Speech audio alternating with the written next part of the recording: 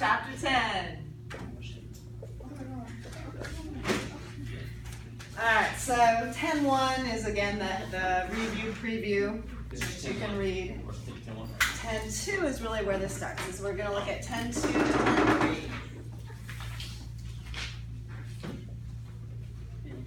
And basically here what we're doing is we're looking at two variables. Two variables that are paired. So we've got two variable paired data. X's and Y's. For example, shoe size versus height. We had that in our data, didn't we? Maybe I forgot to collect that from you. We can't see it now anyway, but that's a good example. So we'll look at an example in your book instead. But we've got pairs of data where we're looking for, is there a linear relationship? Is there what's called a linear correlation? And the way we're going to look at answering that question is first to draw a scatter plot. Actually, we're not going to draw a scatter plot. We're going to have our calculators generate a scatter plot. So I'm going to show you how to have your calculator have your calculator. I have to get that working so I can show you. Draw scatter plot.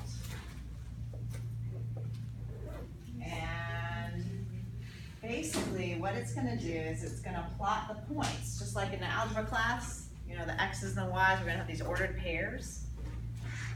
For example, shoe size versus height. Turns out that there's typically a relationship there. Both of my classes yesterday had a definite linear correlation where the bigger their feet, guess what? The taller they were. So there's some variation, right? We've got some shorter people with bigger feet and taller people with smaller feet. But in general, there's this upward trend. Okay? So that would be a positive linear correlation. And roughly speaking, they say if you can draw an oval around those points, that means there's at least a rough or weak linear correlation. Now that's as one variable goes up, the other goes up. We might also have a situation where as X goes up, Y goes down. For example, if you looked at the weight of various vehicles versus its gas mileage, miles per gallon. Again, there's some variation. There's some light sports cars with souped up engines that don't get very good gas mileage, but in general, your smaller vehicles actually are going to be up here, right? They're going to get a lot of miles per gallon if they're smaller and lighter. And then the heavier vehicles like big trucks and Humvees tend to get less miles per gallon. So that would be a downward trend or a negative linear correlation.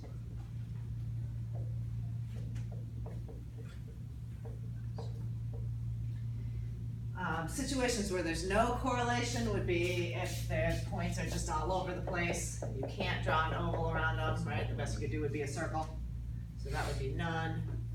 Or maybe you have a situation where it goes up, there's sort of an upward trend, but then it turns around and comes back down, right? That's more of maybe a quadratic relationship, so we'll just say not linear. So we're not going to look at anything fancier than lines. So we'll generate the scatter plot and look at the points. You could probably do by hand as well. It's just a matter of scaling your axes, but the calculator does a good job with that. So you plot the points, you look at it. If it looks like there's a linear correlation, then the next question is, let's say if so, how strong is it?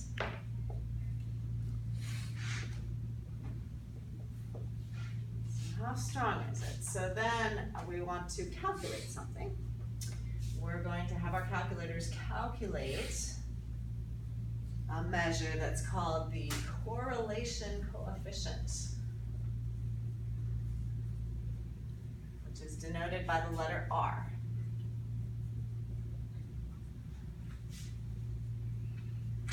And this is where your calculators are really nice, because if you look in your book, in section 10.2, where it shows the formula, it's crazy. Page 513.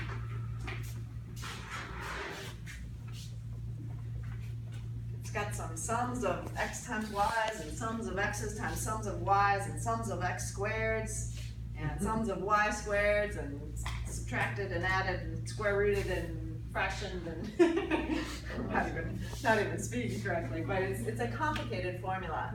So the good news is it's built into your calculator. There is some setting you have to change on your calculator, and I'll show you that to make sure that it shows you what R is. So that's not going to be hard. We're going to calculate this correlation coefficient. There is some interpretation of this correlation coefficient that your homework is going to ask you about, and that is good to know, but on the test I'm just going to say what's R, what's the correlation coefficient. But the interpretation of R is kind of an FYI. Is basically it's always going to be between -1 and 1. And the closer it is to 1, the closer you are to a perfect positive linear correlation, where your points are perfectly collinear on the line slanting upward. Whereas a correlation coefficient of -1, so it's always going to be in here. This would be a perfect negative correlation, where your points are perfectly collinear slanting downward. Most of the time it's not perfectly collinear, right? But the tighter they fit a line, the closer it's going to be to -1 or 1. So 0 is when you have none. No linear correlation. They're just scattered all over the place, or maybe they go up and then they go down. So if you have a correlation coefficient of like 0.1 something, 0.2 something, that's not really a linear correlation. Whereas if it's positive or negative 0.7 or positive or negative 0.8, 0.9, then you do have a linear correlation. And there's a cutoff for what's considered statistically significant, given in a table.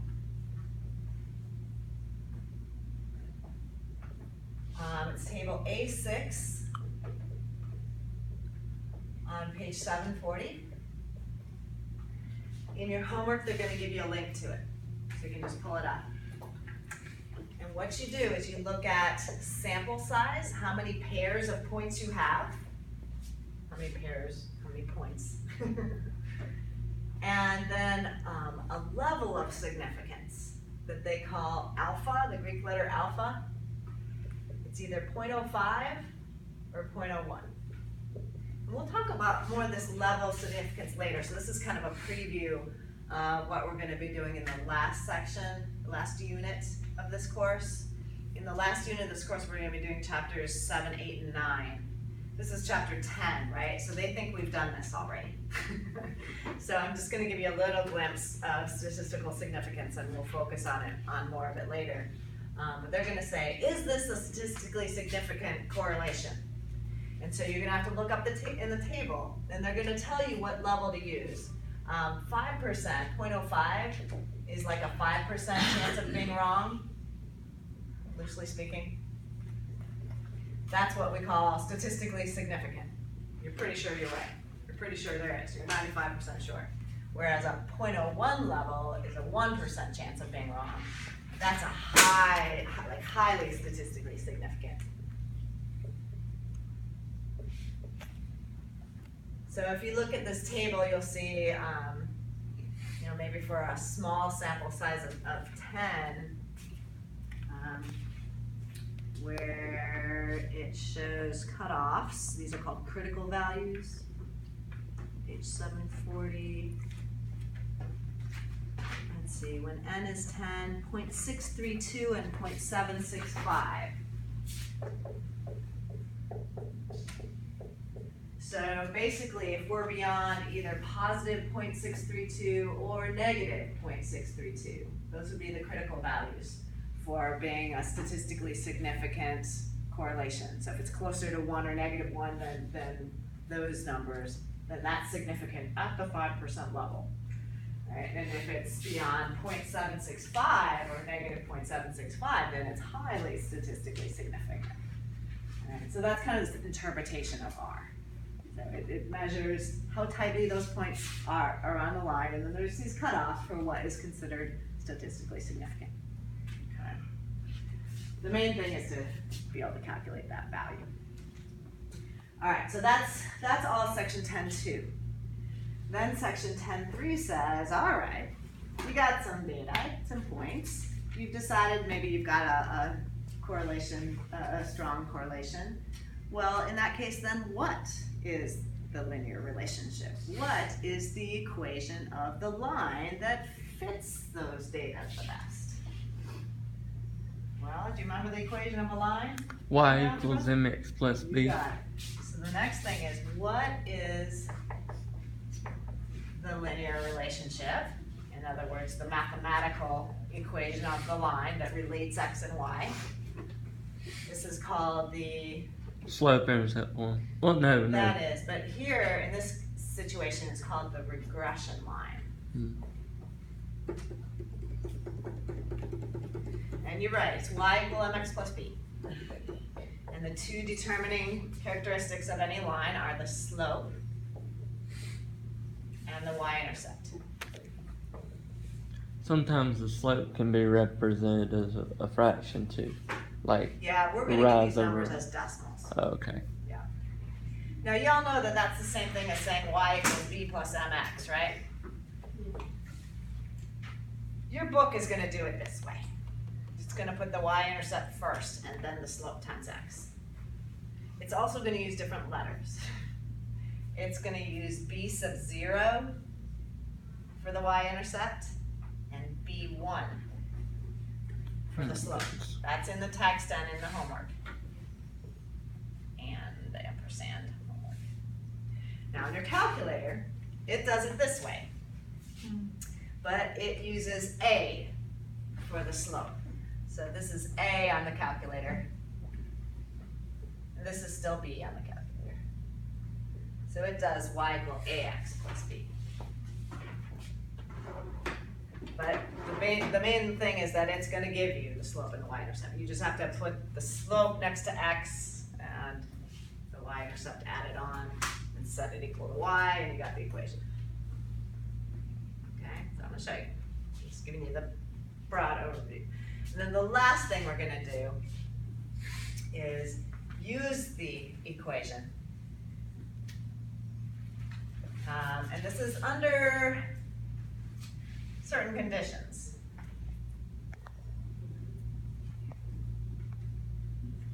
To predict or calculate y for a given x. So, for example, someone wears a size 8 shoe, how tall would you expect that person to be? We've got this data on shoe size versus height, and we've got a line that models that. That's what we call it. When we find the best fit line, it models that data. So then you can say, all right, well, where, would 8, what point would correspond to the height? What would the height be for a shoe size of 8? Now, the certain conditions. It has to be a significant linear correlation. If it's not a significant linear correlation, then the equation is useless.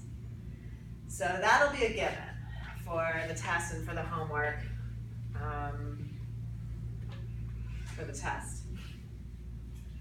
Let me go back over here. Oh good, I have some more space. We'll have all of chapter 10 on the board. And then I'm going to try that computer again. See if I can pull up the calculator to show you. You're welcome to use my emulator to show them if you want.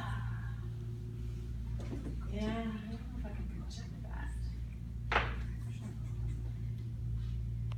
That's an idea. All right, thank you.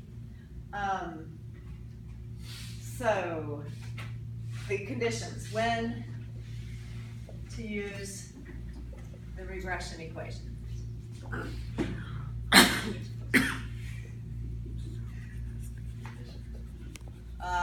1 would be on a test when you're told to. Ha ha ha. Okay, if I say use the regression equation to calculate y for a given x, you do it. Alright. So the regression equation is the y equals mx? Right, with the numbers put in, yep. Alright, so the other situations is when the correlation is statistically significant.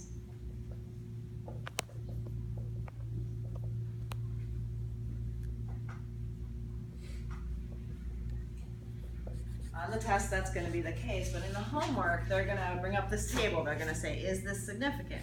And if it's not, then to calculate a y, you just average all of the y's. So if it's not, I'm just going to say use the average of the y's for the best predictor or estimate. Excuse me. Basically, if we don't know there's a relationship, then we don't know it, and then x doesn't really tell us anything about y. So to predict a value of y, just take the average of the y's. That's the best you can do to predict a y. It's just average the known y's. So what we're going to be doing is we're going to be putting the x's in list 1 and the y's in list 2. So to average the y's, you can do your one variable stats and just tell it to use list 2. And then x bar will actually be the average of the y's. So I'll show you that. The third thing is the given x value has to be, say is, in the interval of known x's.